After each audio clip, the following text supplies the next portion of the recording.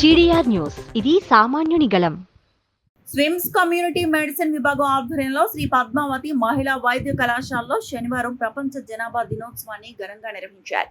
స్విమ్స్ సంచాలకులు మరియు ఉపకులపతి డాక్టర్ ఆర్వి కుమార్ ఆదేశాల మేరకు జరిగిన ఈ కార్యక్రమాన్ని dean doctor Alok Sachan, register doctor Aparna R Bitla, principal doctor Umamaheswara Rao, community medicine విభాగాధిపతి doctor Anju D Ade, nodal faculty doctor Visweswara Rao కలిసి ప్రారంభించారు. ఈ సందర్భంగా డీన్ డాక్టర్ అలోక్ సచిన్ మాట్లాడుతూ పెరుగుతున్న జనాభా సవాళ్లు, వాటి ప్రభావాలపై అవగాహన పెంచేందుకు ఈ దినోత్సవాన్ని జరుపుకుంటున్నట్లు తెలిపారు.